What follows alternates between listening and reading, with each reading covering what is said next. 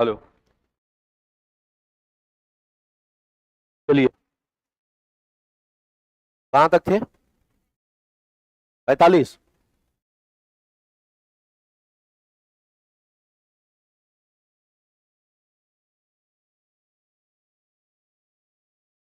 ये हो गया था ना?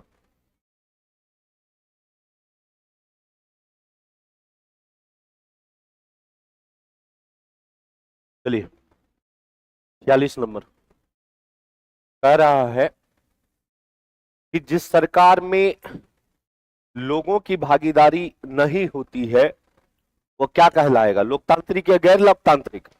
गैर लोकतांत्रिक मतलब जनता का भागीदारी रहेगा ही नहीं, तो सिंपल सी बात है, वो गैर लोकतांत्रिक कहलाएगा।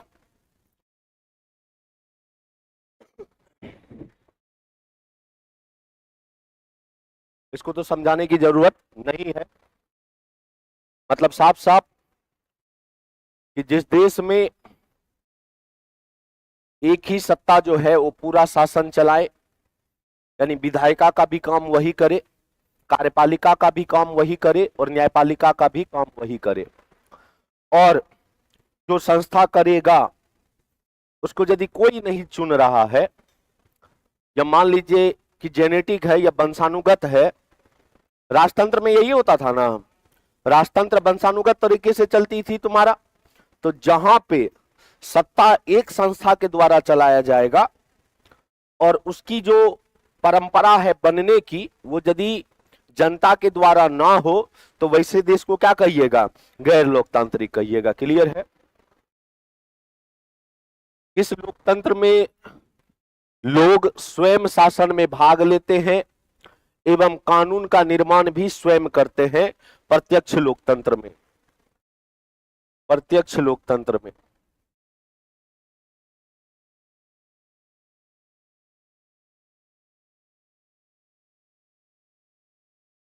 लिखे, दो टाइप का लोकतंत्र होता है, एक तुम्हारा प्रत्यक्ष और दूसरा तुम्हारा अप्रत्यक्ष, जहां पे जनता के द्वारा स्वयं शासन किया जाएगा, सारी संस्था जो है वो जनता के अनुसार होगी। तो वैसा लोकतंत्र जो होगा वो कैसा लोकतंत्र होगा? प्रत्यक्ष लोकतंत्र। भारत में प्रत्यक्ष है या अप्रत्यक्ष है? अप्रत्यक्ष लोकतंत्र ना। चलिए, प्रतिनिधियों द्वारा लिया गया फैसला मूलतः किसका फैसला होता है? जनता का। क्यों? तो प्रतिनिधित्व लोकतंत्र है, प्रतिनिधित्व लोकतंत्र है, और प्रतिनिधित्व लोकतंत्र का मतलब यह हो गया कि शासन होगा, लोकतांत्रिक रूप से ही शासन होगा, लेकिन जो लोकतांत्रिक रूप से शासन होगा वो ध्यान में रखिएगा कि लोकतांत्रिक रूप से जो शासन होता है उसमें यदि जनता सीधे शासन नहीं कर रहा है और जनता अपने द्वारा चुना गया प्रतिनिधियों के द्वारा यदि शासन करवा रहा है, तो कहीं ना कहीं, अरे यदि ये मान लीजिए कि कोई संस्था शासन कर रहा है और उस संस्था को जनता ने चुना है, तो कहीं ना कहीं जनता ही सत्ता संभाल रहा है, क्योंकि जनता ने जब इस सत्ता को चुना तब ना ये शासन संभाल रहा है। यदि जनता इस संस्था को चुनता ही नहीं, आप यदि संसद को चुनते ही नहीं, लोकसभा में जो संसद बैठा हुआ है वो संसद कहीं ना कहीं जनता के द्वारा चुना गया है, और जनता के द्वारा चुना गया तब जाकर के वो संसद कानून बना रहा है। तो इनडायरेक्टली वे में कहीं ना कहीं जो शासन चल रहा है वो जनता के द्वारा चल रहा है, क्योंकि जनता ने उसको चुना तब जाकर के वो शासन चलाया तुम्हारा। क्वेश्चन का भी मतलब यही है, और ऐसे लोकतंत्र को प्रतिनिधित्व लोकतंत्र कहा जाता है, रिप्रेजेंटेटिव डेमोक्रेसी कहा जाता है। मतलब कि हम खुद से नहीं करेंगे, हमने जिसको चुना है, हम जिसको चुने हैं वो जाकर के शासन संभालेगा, वो जाकर के सत्ता संभालेगा। तो ऐसी लोकतंत्र को कैसा लोकतंत्र कहा जाता है? प्रतिनिधित्व लोकतंत्र। और कहीं ना कहीं इस प्रतिनिधि को किसके द्वारा चुना गया है? तो जनता के द्वारा चुना गया है तुम्हारा। किसने 1975 में भारत में आपातकाल लागू की थी? इंदिरा गांधी।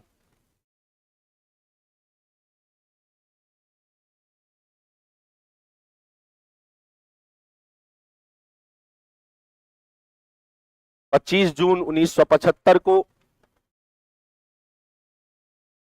भारत में इमरजेंसी लगता है और उस समय जो भारत की पीएम थी वो इंदिरा गांधी थी।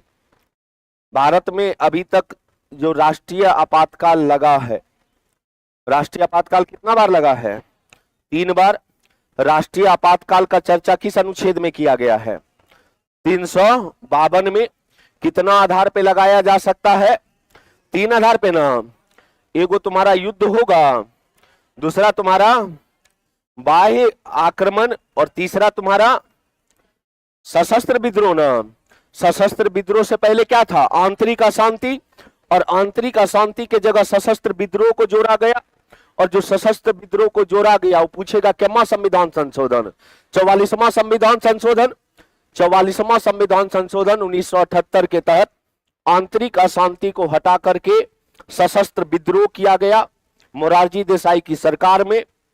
लेकिन भारत में जो अभी तक राष्ट्रीय आपातकाल लगा है, और यदि आपसे पूछेगा कि भारत में जो अभी तक राष्ट्रीय आपातकाल लगा है वो क्या सशस्त्र विद्रोह पे लगा है, तो बिल्कुल नहीं लगा है, क्योंकि जिस समय लगा था वो आंतरिक अशांति के आधार पे लगा था। क्योंकि इमरजेंसी कब लगा था? 1975 में ना। और ये सशस्त्र विद्रोह कब जोड़ा गया? 1978 में। तो मतलब आज तक भारत में सशस्त्र विद्रोह के आधार पर आपातकाल नहीं लगा है। जो 1975 में लगा था वो आंतरिक अशांति के आधार पे लगा था तुम्हारा, और लगाने वाली महिला कौन थी? इंदिरा गांधी। क्लियर है? फखरुद्दीन अली अहमद। देखिए 50वां नंबर क्वेश्चन कि सैनिक शासन में शासन की जिम्मेवारी किसके हाथ में जाएगा? सेना के हाथ में जाएगा। अरे जहां सैन्य शासन लागू होगा, जिस क्षेत्र में सैन्य शासन लागू होगा, वहां सारा का सारा पावर उस देश की संस्था के हाथ में आएगा या सेना के हाथ में आएगा? सेना के हाथ में आएगा, क्योंकि सैन्य शासन लागू हो गया।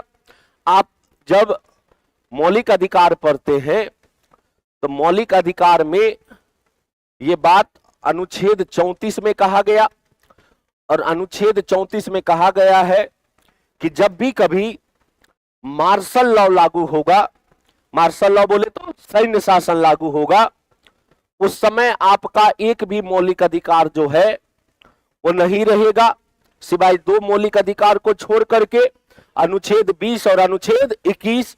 बाद बाकी सारा मौलिक अधिकार आपका छीना जा सकता है।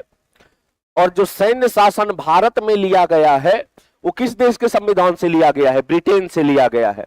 भारत में जो मार्शल लॉ है, आपसे पूछेगा कि भारत में जो मार्शल लॉ है वो ब्रिटेन के संविधान से लिया गया है, और इसका चर्चा जो है, मार्शल लॉ का जो चर्चा है वो अनुच्छेद 34 में भी किया गया है। लिखे अब्राहम लिंकन ने लोकतंत्र का किस प्रकार से परिभाषित किया था? यही था ना, जनता के लिए और जनता के द्वारा शासन। ये अब्राहम लिंकन का डिफिनेशन है लोकतंत्र का।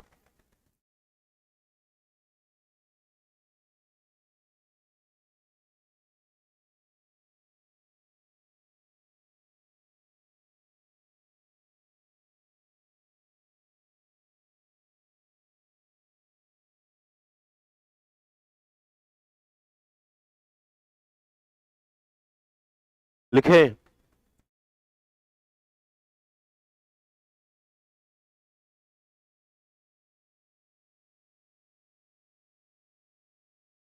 बस इतने था वो। पीपीटी में बस इतने हैं। बताइए तो। क्वेश्चन है, क्वेश्चन लो।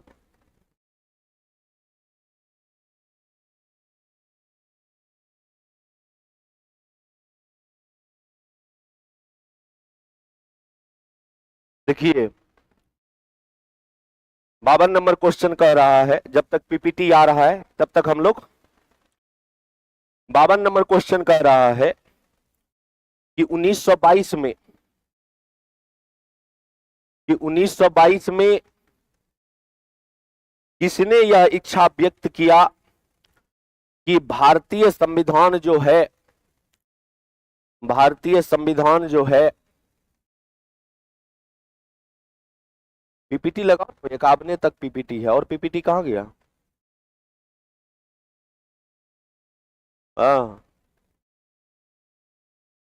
कि किसने यह व्यक्त किया कि भारतीय संविधान भारतीयों के इच्छानुसार ही होगा।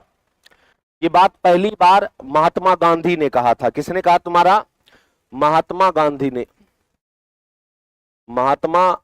ने कि भाई साहब कि भारतीय संविधान, कॉपी में लिखते रहना तुम, कि भारतीय संविधान जो है वो भारतीयों के इच्छा अनुसार होगा। तो ये तुम्हारा महात्मा गांधी ने पहली बार 1922 में कहा। और देखिए यही कारण बना जब संविधान सभा में प्रारूप समिति बन रही थी। प्रारूप समिति बोले तो ड्राफ्ट कमेटी, और प्रारूप समिति जब बनी थी तो प्रारूप समिति 29 अगस्त 1947 को बना था। और प्रारूप समिति जवाहरलाल नेहरू नहीं चाहते थे कि बाबा साहब भीमराव अंबेडकर साहब जो है वो तुम्हारा अध्यक्ष बने। इसके पीछे कारण ये कहा जाता है कि जब भारत छोड़ो आंदोलन स्टार्ट हुआ था, भारत छोड़ो आंदोलन कब स्टार्ट हुआ था? 8 अगस्त 1942। और 8 अगस्त 1942 को जब भारत छोड़ो आंदोलन स्टार्ट हुआ तो कहा जाता है कि गांधी जी का एक नारा था, वो नारा बड़ा खतरनाक था। उन्होंने कहा कि आइए सभी भारतवासियों, हम एक नारा देते हैं और उस नारा को आप अपने दिल में संजो के रखिए और आपको आजादी मिल जाएगी। पूरा हिंदुस्तान को लगा कि बाबा कौन सा नारा देगा कि जिससे हम लोग को आजादी मिल जाएगी। और बंबई के ग्वालिया मैदान में 8 अगस्त 1942 को गांधी जी का वो नारा आता है, और वो नारा था डू और डाई का, करो या मरो का। या तो इस बार आजादी ले ही लेना है, ना तो आजादी मांगते मांगते मर ही जाना है। पहली बार अंग्रेजों को लगा कि गांधी जी जो अपना विचार रखा है उसमें कहीं ना कहीं वायलेंस का बात है, हिंसात्मक विचारधारा का बात है, जबकि गांधी जी इसके विचारधारा से पूरा उलट थे। वो अहिंसा पे ज्यादा जोर देते थे। लेकिन पहली बार अंग्रेजों को ऐसा फील हुआ। उसी रात 9 अगस्त 1942 को अंग्रेजों के द्वारा एक ऑपरेशन चलाया जाता है। उस ऑपरेशन का नाम था ऑपरेशन जीरो आवर। और ऑपरेशन जीरो आवर के तहत जितने भी भारतीय राजनेता थे सभी को पकड़ लिया जाता है, अंबेडकर साहब को छोड़ करके। यहीं से मामला उठा। तो जब 1946 में कैबिनेट मिशन आया, तो 1946 में कैबिनेट मिशन आया और कैबिनेट मिशन ने संविधान सभा की बात कही कि ठीक है संविधान सभा बना लिया जाए। और संविधान सभा के साथ साथ कैबिनेट मिशन ने अंतरिम सरकार की भी बात कही कि चूंकि हम लोग चल जाएंगे तो सरकार को चलाने के लिए, यानी देश को चलाने के लिए एक सरकार होना चाहिए। तो अंतरिम सरकार की जो बात कही गई, तो जब संविधान सभा बना तो संविधान सभा में कुल 22 समितियां बनी, जिसमें से 8 को जो है वो बड़ा समिति बना। और उस 8 बड़ा समिति में एक प्रारूप समिति भी था। नेहरू जी को इस बात का बड़ा खुन्नस था कि 1942 के भारत छोड़ो आंदोलन में बाबा साहब भीमराव अंबेडकर शामिल नहीं हुए थे। और उनका कहना था कि हम नहीं चाहते हैं कि प्रारूप समिति का अध्यक्ष जो है वो भीमराव अंबेडकर बने। ये बात साबरमती आश्रम तक पहुंचती है। और साबरमती आश्रम में जब ये बात पहुंची तो गांधी जी को बड़ा बुरा लगा। और उसके पीछे एक कारण और बताया जाता है कि जवाहरलाल नेहरू के एगो दोस्त हुआ करते थे, जो कहा जाता है कि इंग्लैंड के बहुत बड़े विधि शास्त्री थे, बहुत बड़े लॉ के ज्ञानी थे वो, और उस व्यक्ति का नाम था आइवर जेनिंग्स। नेहरू जी चाहते थे कि ड्राफ्ट कमेटी का यानी प्रारूप समिति का जो अध्यक्ष होगा वो तुम्हारा आइवर जेनिंग्स बने। ये बात जब गांधी जी को पता चली तो गांधी जी ने सेम बात कहा जो अभी आपके क्वेश्चन में था। गांधी जी ने कहा कि भारत का भाग्य जो है वो भारतीयों के द्वारा ही लिखा जाना चाहिए। अभी तुरंत अंग्रेज गया है और अंग्रेज को फिर से तुम कह रहे हो कि भाई साहब अंग्रेज को फिर से लाने का बात कर रहे हो। तो गांधी जी इस बात पर नेहरू जी से बड़ा खफा हुए और उनका कहना था कि कोई अंग्रेज जो है वो भारत का भाग्य नहीं लिखेगा, भारत का भाग्य भारतीयों के द्वारा ही लिखा जाएगा। तब जाकर के 29 अगस्त 1947 को प्रारूप समिति बना और प्रारूप समिति का जो है वो सर्वसम्मति से जो अध्यक्ष बनाया गया वो तुम्हारा भीमराव अंबेडकर को बनाया गया। और 30 अगस्त 1947 को बाबा साहब को प्रारूप समिति का सर्वसम्मति से अध्यक्ष चुना जाता है। 29 अगस्त को प्रारूप समिति बना था और आपसे पूछेगा कि अंबेडकर साहब जो थे वो अध्यक्ष कब बने थे, तो 30 अगस्त 1947 को बने थे। और यही बात कहा जाता है कि बाद में आइवर जेनिंग्स ने बदला भी लिया, क्योंकि बाद में आइवर जेनिंग्स को जब पता चला कि प्रारूप समिति का अध्यक्ष भीमराव अंबेडकर साहब बन रहे हैं तो उनको बड़ा जलन हुआ। उससे पहले बड़ा खुश थे वो कि विश्व का सबसे बड़ा लिखित संविधान का जो मसौदा समिति होगा, जो प्रारूप समिति होगा, उसका अध्यक्ष हम बनेंगे, लेकिन ऐसा हो नहीं पाया। और कहा जाता है कि हम भारतीय, और आज भी, और ये हमारा मेंटेलिटी है, हम लोग जो है अपने लोगों पे बहुत कम बिलीव करते हैं। वो कहते हैं ना कि घर की मुर्गी दाल बराबर। तो हम लोग जो है अपने किसी भी चीज को घर की मुर्गी दाल बराबर के समझते हैं। यदि हम लोग चिल्ला चिल्ला के बोलेंगे ये रात नहीं दिन है, और यदि कोई वेस्टर्न कंट्री का कोई साइंटिस्ट हो या कुछ हो और वो यदि कह देगा कि आज दिन नहीं रात है, तो हम लोग को थोड़ा बहुत हम लोग सोचने लगते हैं कि अरे भाई नासा का आदमी है, ऐसे थोड़ी बोल रहा होगा। आज पक्का जो है वो सूर्य जो है वो रात में निकला है, इसीलिए रात कह रहे हैं। लेकिन वही कोई भारतीय यदि ये बात बोल दे तो हम लोग कहते हैं कि पक्का कुछ सस्ता नशा करके आया है जो रात को दिन बोल रहा है और दिन को रात बोल रहा है। नेहरू जी को ये बात बड़ा अच्छा से पता था कि भारतीयों को जो सबसे ज्यादा बिलीव होगा वो किसी बाहरी के कहने पर बिलीव होगा। और नेहरू जी बुलाए भी किसको? उसी आइवर जेनिंग्स को बुलाए जिसको प्रारूप समिति का अध्यक्ष बनाना चाहते थे वो। 1951 में कहा जाता है कि मद्रास का नाम सुने हैं ना, मद्रास यूनिवर्सिटी पूरा सजाया गया और पूरा भारत को कहा गया कि हमारा संविधान कितना अच्छा है ये आपको एक विदेशी बताएगा जो खुद बहुत बड़े लॉ के जानकार है, और वो कोई और नहीं हमारे परम मित्र आइवर जेनिंग्स होंगे। और आइवर जेनिंग्स ने सोचा कि यही एक अच्छा मौका है बदला लेने का, कि हमको जो बोला था बनाएंगे और नहीं बनाया, यही बढ़िया मौका है। और कहा जाता है कि जब स्टेज पे चढ़े आइवर जेनिंग्स तो पहला ही बात निकलता है उनके मुंह से कि भारत का संविधान वकीलों का स्वर्ग है। जैसे ही बोला कि भारत का संविधान वकीलों का स्वर्ग है, नेहरू जी को लग गया कि तो बदनाम करने के लिए आया है। सीधे बोला उतारो एकरा, नहीं तो और ज्यादा करेगा ये। और ये स्टेटमेंट आता भी है कि किसने भारतीय संविधान को वकीलों का स्वर्ग कहा, तो किसने कहा था? तुम्हारा आइवर जेनिंग्स ने कहा। और देखिए उसका बात, उनका बात कहीं ना कहीं सच भी है। हमारे संविधान का जो ढांचा है, हमारे संविधान का जो लिखावट है वो इतना पेचीदा है, और संविधान बनाया गया जनता के लिए, लेकिन जनता को ही समझ नहीं आता है संविधान। आप ही लोग को यदि बेयर एक्ट मिल जाए और ऐसा ऐसा बात लिखा गया है संविधान में कि आपको समझ नहीं आएगा कि कहना क्या चाह रहा है।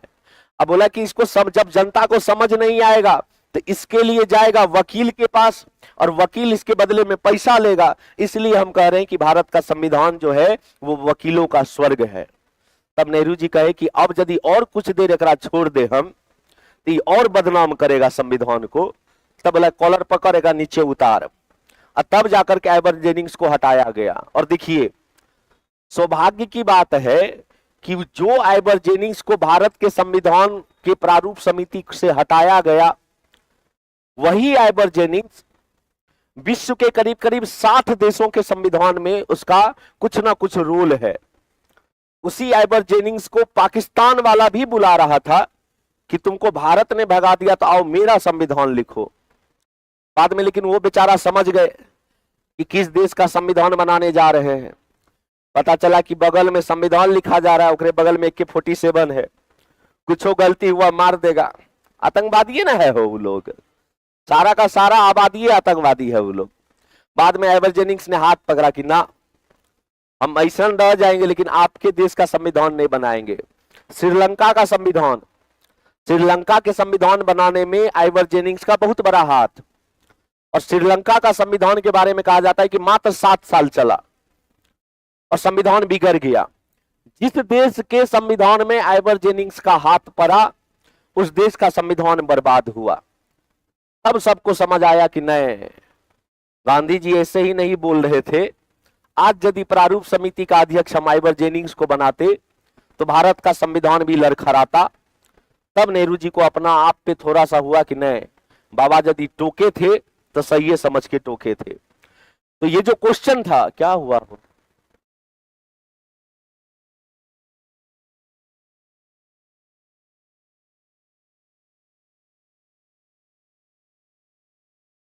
नहीं लगेगा PPT, क्वेश्चन में बताना पड़ेगा हमको।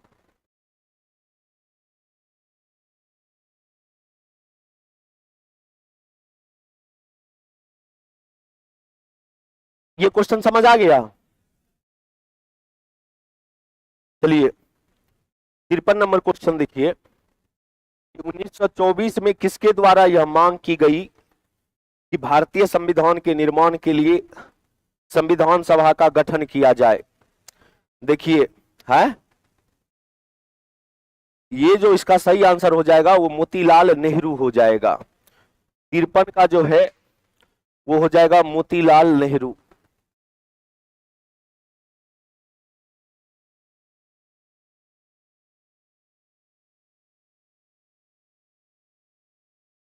लिखे।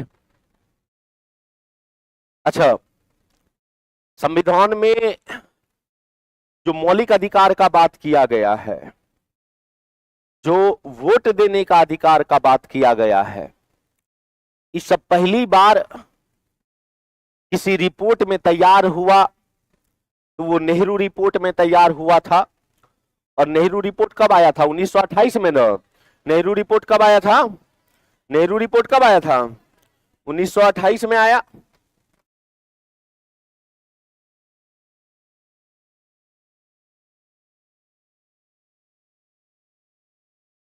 और ये वाला जो बात है जो 1924 में कहा गया था, ये भी तुम्हारा चला मोतीलाल नेहरू के द्वारा ही कहा गया था।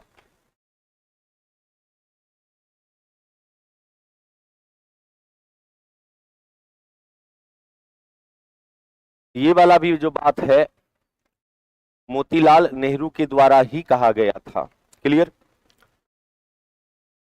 54 नंबर क्वेश्चन देखिए। भारतीय संविधान के लिए प्रथम बार चुनाव कब हुआ था? 1946 में। 1946 में भारतीय संविधान के लिए जो प्रथम बार चुनाव हुआ था वो 1946 में हुआ था। संविधान सभा में यदि आपसे पूछेगा कि संविधान सभा में कुल सदस्य जो था उस कितना था? 389 था, जिसमें से 2 क्षेत्र से था। एगो तुम्हारा ब्रिटिश भारत से था और एगो जो है तुम्हारा देसी रियासत से था। और जो ब्रिटिश भारत से था वो 296 ना, और जो देसी रियासत से था वो काय गो था, 93 गो था। अब ध्यान से समझिएगा, ये ब्रिटिश भारत का मतलब ये हुआ कि उस समय भारत का वो क्षेत्र जहां पे अंग्रेजों का शासन चलता था, और उस समय भारत में जो राज्यों की संख्या थी वो कितना थी तुम्हारा, 11, और इस 11 राज्य से जो है वो 292 गो सीट आया था, और 4 गो कमिश्नरी था ना, जैसे आज केंद्र शासित प्रदेश होता है उसी प्रकार उस समय कमिश्नरी हुआ करता था। एगो दिल्ली था, दूसरा तुम्हारा अजमेर था, अजमेर बोले तो राजस्थान वाला इलाका, तीसरा तुम्हारा कुर्ग था, कुर्ग बोले तो दक्षिण भारत में कर्नाटका वाला इलाका में, और चौथा बलूचिस्तान, वही बलूचिस्तान जो आज पाकिस्तान को मार रहा है, जो कह रहा है कि हमको एक नया देश बना दो। बलूच के बारे में पढ़े कि नहीं पढ़े? इस बार जो भारत पाकिस्तान युद्ध हुआ उसका फायदा बलूचिस्तान वाले ने भी किया। इधर भारत वाला मार रहा था और उधर बलूचो मार रहा था, उन लोग को, अपने सेना को मार रहा था उन लोग, काहे कि उन लोग मांग कर रहा है कि बलूचिस्तान एगो नया देश बना दिया जाए। तो उस समय जो बलूचिस्तान था, क्योंकि 1946 में तो बंटवारा नहीं हुआ था, उस समय 1946 तक भारत पाकिस्तान एक ही था तुम्हारा, तो बलूचिस्तान जो हुआ करता था वो कमिश्नरी हुआ करता था। अब जो ये जो 292 को जो सीट देख रहे हैं आप, ये जो 292 को संविधान सभा में था, जो 11 गो राज्य से था, ये रखा गया कि इसका चुनाव होगा कि नहीं होगा। तो चूंकि उस समय चुनाव ना होने का कारण दो तीन गो कारण था। पहला कारण कि हम लोग को बहुत जल्दी से जल्दी संविधान को बनाना था, और संविधान को जल्दी से जल्दी बनाना था तो इलेक्शन करवाने में टाइम लग जाता तुम्हारा। एक कारण यह भी रहा कि हम लोगों ने चुनाव नहीं करवाया। दूसरा कारण था कि उस समय भारत जो है बहुत कम पैसा वाला देश था, भारत दरिद्रता वाला देश था। अंग्रेजों ने हम लोग से इतना लूटा कि हम लोग के पास पैसा था ही नहीं ज्यादा। तो दो कारण सबसे अहम योगदान था जो तुम्हारा संविधान सभा में जो लोग बैठे थे उसका चुनाव ना होने का। और इसीलिए कहा गया कि संविधान सभा में जो लोग बैठा वो प्रत्यक्ष रूप से आया या अप्रत्यक्ष रूप से आया। लिखिएगा, संविधान सभा में संविधान सभा में संविधान सभा में संविधान सभा में सदस्यों का संविधान सभा में सदस्यों का चुनाव अप्रत्यक्ष रूप से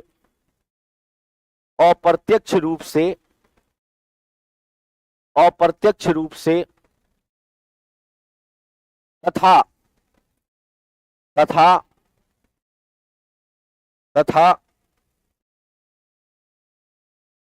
1946 के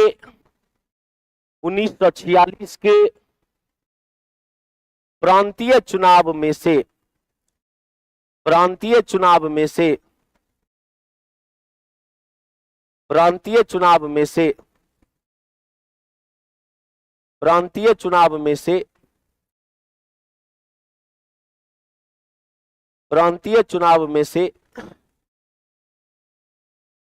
सदस्यों को चुना गया था। सदस्यों को चुना गया था।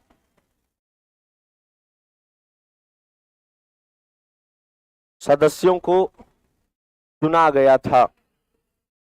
लो, सदस्यों को चुना गया था। मतलब कहने का मतलब ये है कि जो 1946 में प्रांत का चुनाव हुआ, तो जब 1946 में प्रांत का चुनाव हुआ तो कांग्रेस भारी बहुमत से जीता, मुस्लिम लीग हार गया, लेकिन तभी मुस्लिम लीग अपना बात को मनवा ही लिया और पाकिस्तान नया देश बनवा ही लिया। तो जब संविधान सभा बना तो ये जब चुनाव की बात आई तो सभी लोगों ने कहा कि नया इलेक्शन करवा नहीं सकते हैं। तो 1946 का जो प्रांतीय चुनाव हुआ था तो उस चुनाव में जो जीता हुआ सदस्य है उसी सदस्य को हम लोग संविधान सभा में बुला लेते हैं। कहीं ना कहीं वो भी तो लोगों के द्वारा ही चुना गया है और संविधान सभा में वही लोग बैठेगा जिसको लोग चुना है। तो 1946 के प्रांतीय चुनाव में जो लोग जीता हुआ था उसी लोगों को संविधान सभा में बुला लिया गया। और इसीलिए कह सकते हैं कि संविधान सभा का यदि पर्सनल चुनाव का बात आएगा तो प्रत्यक्ष हुआ या अप्रत्यक्ष हुआ? अप्रत्यक्ष हुआ। क्यों? क्योंकि 1946 के प्रांतीय चुनाव के सदस्यों को ही संविधान सभा में बुलाया गया था। समझ आ रहा है हमारी बात? तो यहां देखिए, हालांकि जनवरी 1946 में चुनाव का बात हुआ था और जो रिजल्ट आया था वो कब आया था? जुलाई 1946 में। क्लियर है? आगे देखिए, भारत के संविधान को कब अंगीकार किया गया? 26 नवंबर 1949 को अंगीकृत कब किया गया? 26 नवंबर 1949 को किया गया।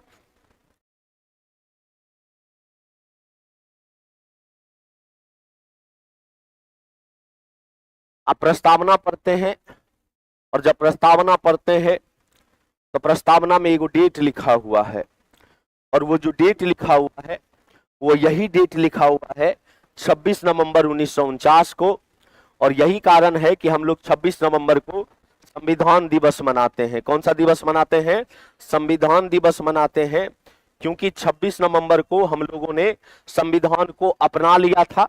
हालांकि लागू बाद में किए थे। लागू कब किए थे? 26 जनवरी 1950 को। लागू कब हुआ था? 26 जनवरी 1950 को।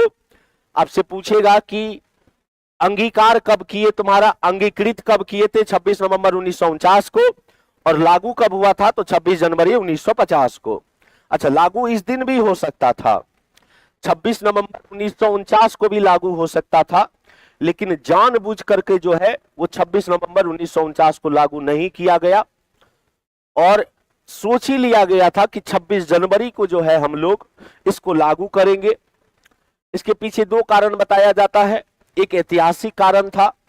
ऐतिहासिक कारण यही था क्योंकि 26 जनवरी के ही दिन साल 1930 में जवाहरलाल नेहरू और उनके सहयोगियों के द्वारा पहला स्वतंत्रता दिवस मनाया जाता है रावी नदी के तट पर। तो एक वो कारण ये था।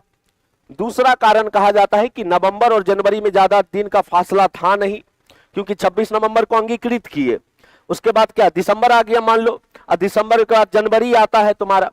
तो ये भी सोचा गया कि मंथ ज्यादा है नहीं, हाँ 8-9 महीना का यदि दायरा रहता तब तो इसी दिन लागू कर दिया जाता। तो बोला कि एक तो ऐतिहासिक कारण है ये है, और दूसरा तुम्हारा चूंकि समय का ज्यादा अंतराल है नहीं, इसीलिए क्यों ना हम लोग जो है उसी इतिहास के दिन में ही लागू करें। इसीलिए डेट रखा गया 26 जनवरी 1950 को। समझ आ रहा है हमारी बात? अब ध्यान से समझिएगा, भारत के संविधान को कब, अभी तुरंत चर्चा किए, कब लागू किया गया? 26 जनवरी 1950 को। 26 जनवरी 1950 को।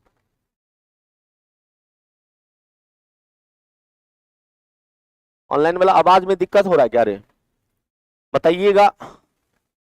आवाज यदि जा रही है ऑनलाइन वाले तो 5 दबाना। आवाज सही है ना? आवाज तो सही है। एक बार जल्दी से बताइए आप लोग।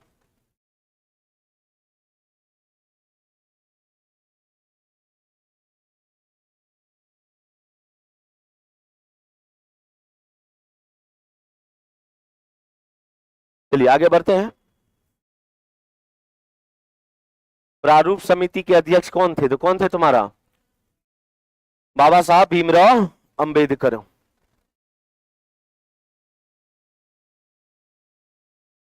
बाबा साहब भीमराव अंबेडकर।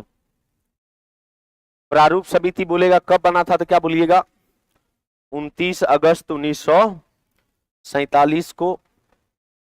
प्रारूप समिति में यदि आपसे पूछेगा कितने सदस्य थे तो क्या बोलिएगा?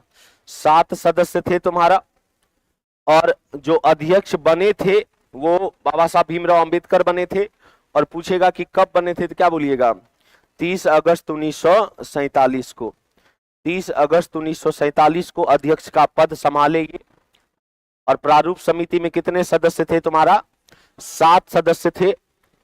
एक वो भीमराव अंबेडकर थे ही, दूसरा तुम्हारा कहा जाता है कि आयंगर साहब थे, तीसरा कहा जाता है कि अय्यर साहब थे, चौथा कहा जाता है कि मुंशी थे, पांचवा जो है वो मोहम्मद सादुल्ला थे, छठा जो है वो माधव राव थे। हालांकि माधव राव थे नहीं, माधव राव किसी के जगह आए थे। कहा जाता है कि बीएल मित्र पहले थे और बीएल मित्र का जब स्वास्थ्य खराब हो गया तो उन्होंने कहा कि अभी नया नया आजाद हुआ है और आजाद का मजा लेना है हमको। हालांकि अगस्त में आजाद होगा और इतना दिन से जो हम आजादी के लिए लड़े हैं और यदि हम मर गए तो भाई साहब वो आजादी का जो एक श्रृंगार रस है, एक प्रेम रस है, वो रस हम चख नहीं पाएंगे। तो जान है तो जहान है, तो भाई साहब हम हटते हैं और मेरे जगह किसी और को ले आइए। तो बीएल मित्र के जगह माधव राव को लाया गया। उसी तरह एक और थे जिनका नाम था बीटी कृष्णमाचारी, और वो भी पहले नहीं थे, उनको भी किसी के जगह लाया गया। और उनको जो लाया गया था वो तुम्हारा डीपी खैतान के जगह लाया गया। और डीपी खैतान की जब मृत्यु हो गई तब डीपी खैतान की मृत्यु होने के बाद कृष्णमाचारी को लाया गया था। तो प्रारूप समिति में टोटली कितना सदस्य था तुम्हारा? 7 सदस्य था। और ये क्वेश्चन पूछता भी है कि किसकी स्वास्थ्य खराब होने के वजह से किसी और को लाया गया था। तो बीएल मित्र के स्वास्थ्य खराब होने के वजह से माधव राव को लाया गया था। और यह भी क्वेश्चन आता है कि प्रारूप समिति के किस सदस्य के मृत्यु के कारण किसी अन्य व्यक्ति को लाया गया था। तो डीपी खैतान के मृत्यु के कारण तुम्हारा कृष्णमाचारी को लाया गया था। इस 2 पॉइंट को याद में रखिएगा, ये 2 पॉइंट से अधिकतर क्वेश्चन बनता है। क्लियर है, कोई दिक्कत नहीं। डीपी खैतान। आइए, यंग इंडिया नामक पत्रिका किसने लिखा? महात्मा गांधी ने लिखा। और यह पत्रिका 1919 से प्रारंभ हुआ था।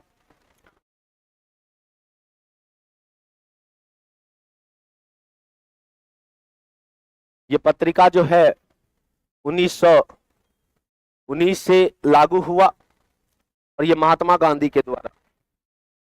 यही पत्रिका था जिसमें गांधी जी ने 1929 में अपना 11 गो मांग रखे थे।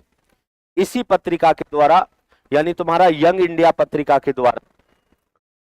कहा जाता है कि उस समय भारत के जो तत्कालीन वाइसराय था वो तुम्हारा इरविन था।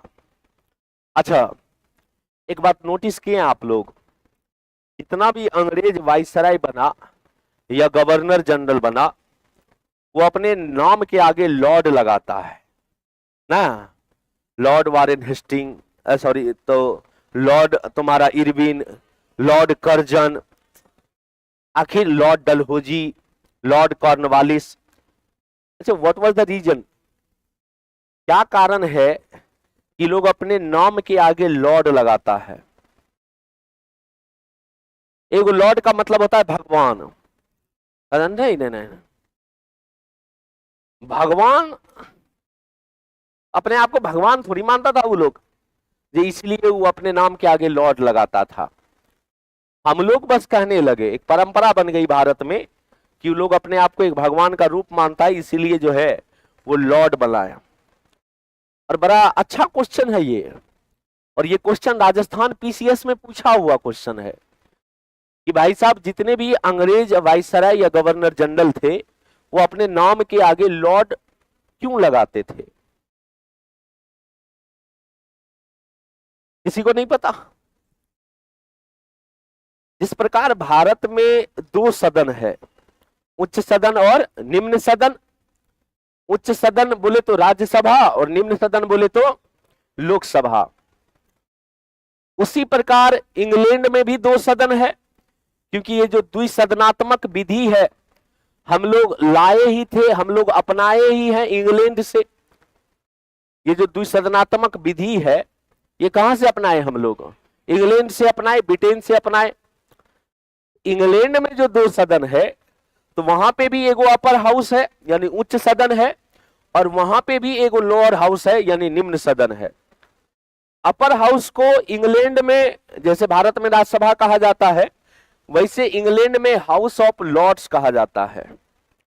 और जो लोअर हाउस है इंग्लैंड में उसको हाउस ऑफ कॉमन कहा जाता है, हाउस ऑफ कॉमन्स कहा जाता है। तो जितने भी गवर्नर जनरल और वाइसराय आए वो इंग्लैंड के उच्च सदन से आते थे, और उच्च सदन से आते थे, और उच्च सदन का नाम था हाउस ऑफ लॉर्ड्स।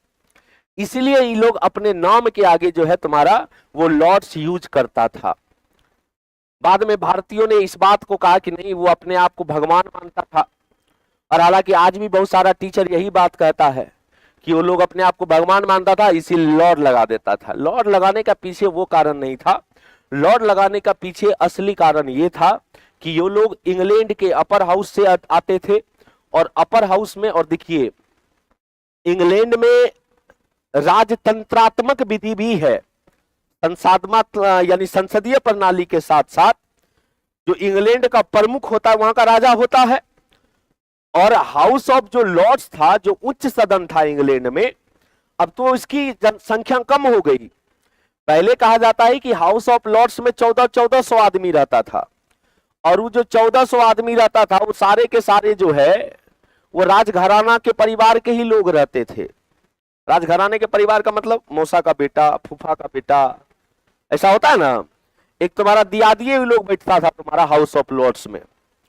इसलिए ये भी कारण है कि ये लोग जब भी ये बन के आता था गवर्नर जनरल या वाइसराय, तो हाउस ऑफ लॉर्ड्स से ही बना करके भेजा जाता था, और इसलिए ये लोग अपने नाम के आगे जो है तुम्हारा लॉर्ड्स लगाता था। लॉर्ड लगाने के पीछे ये कारण था।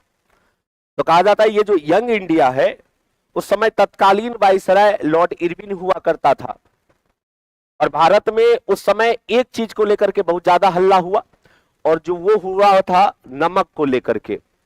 नमक को लेकर के इसलिए हल्ला हुआ, मेरे पास नहीं है, तुम लोग बीच में कैसे आ जाता है, बीच क्लास में, बदतमीज कहीं का। किसी को बीच में मत आने दो जब पढ़ाते रहे। क्या पढ़ा रहे थे? गुस्सा दिला देता है।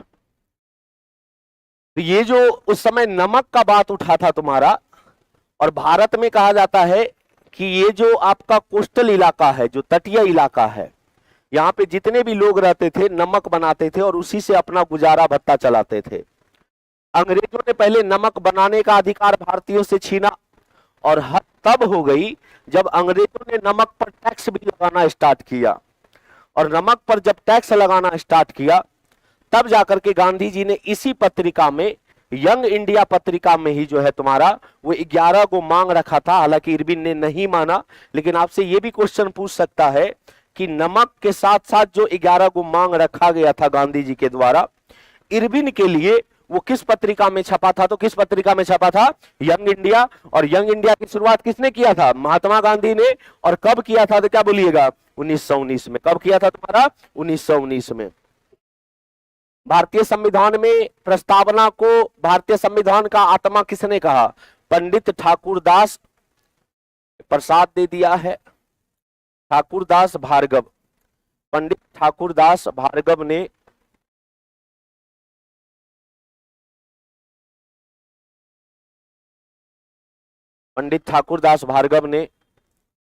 प्रस्तावना को संविधान का आत्मा कहा। प्रस्तावना को संविधान का आत्मा कहा। लिख लिए। अनुच्छेद 32 को किसने कहा प्रस्तावना का आत्मा, संविधान का आत्मा? बाबा साहब भीमराव अंबेडकर। डीपीएसपी को किसने कहा कि यह संविधान का आत्मा है? ग्रेनवेल ऑस्टिन ने। डीपीएसपी को पूछेगा कि किस व्यक्ति ने डीपीएसपी को संविधान का आत्मा कहा, तो ग्रेनवेल ऑस्टिन ने जो है तुम्हारा डीपीएसपी को संविधान का आत्मा कहा था। अनुच्छेद 32 को बाबा साहब भीमराव अंबेडकर ने कहा, और प्रस्तावना को जो है तुम्हारा पंडित ठाकुरदास भार्गव ने कहा। क्लियर है? आज यहीं तक रहने दीजिए, इसके आगे ले चलेंगे हम लोग कल। ऑनलाइन वाला समझ आया तो आप लोग पास दबा दें।